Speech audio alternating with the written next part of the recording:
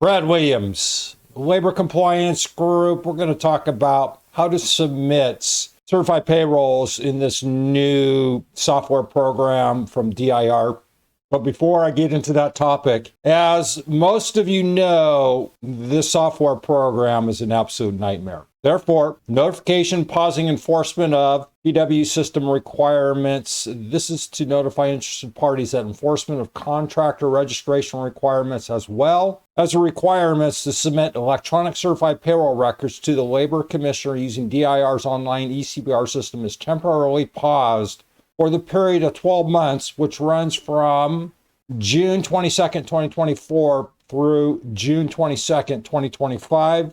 Awarding agencies, et cetera, all right. In other words, they have put a freeze, but as of December, the certified payroll was working off and on. Today, it's a little more reliable. My recommendation is to test drive a couple eCPR's before this deadline and just start working through the nuances.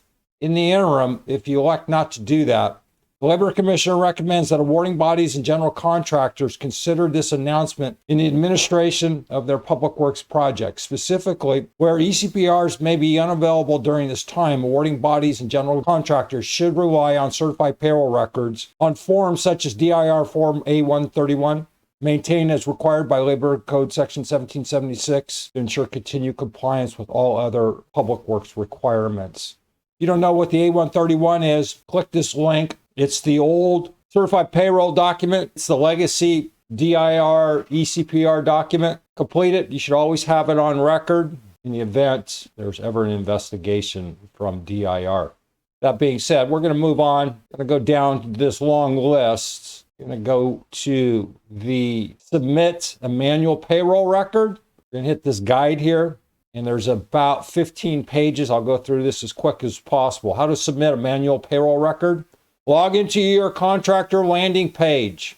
Click View eCPR's for the project to which you would like to submit a manual record. Click Submit New eCPR. Please note that the Update Subcontractor list right up here and See Project Information buttons down here are not currently working. We apologize for the inconvenience. Please reference other user guides or try navigating your landing page to reach the subcontractor list.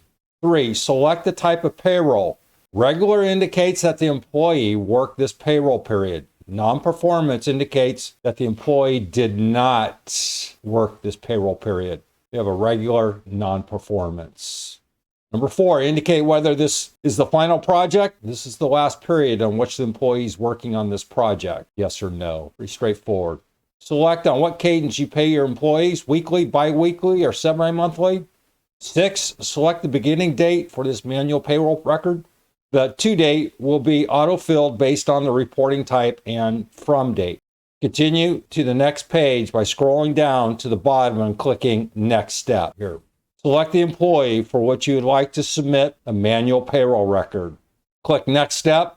10, enter the check number of the employee. Then fill out the form with the classification, level, rates, and hours worked by the employee. Please note that check number is a required field right here. Select the classification and level for which the employee is getting paid. Classification, level. Enter the number of hours the employee worked during this payroll period. Pretty straightforward. Monday, Tuesday, Wednesday, Thursday, Friday, Saturday. Add overtime, add double time. 13, note whether there are benefits paid to a fringe benefit plans. Right here, are the benefits paid to a fringe benefit plan? What does that mean? That means if you typically pay all compensation directly to the worker, in other words, you're not taking any credit, you're going to put no. Otherwise, yes.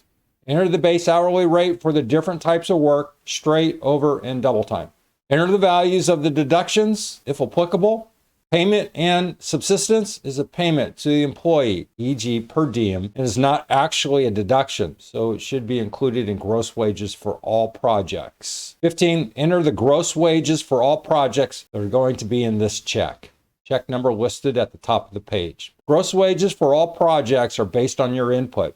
Sometimes employees work on non-public works projects what are included on their paycheck and are not required to be reported. Or they worked on separate public works projects. Gross wages for this project are calculated from the form. Net wages are gross wages for all projects deductions.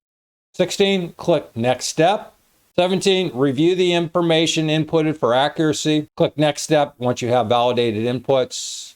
Enter your name in the first field. Click Sign and Submit. Click OK. And you've completed an electronic certified payroll.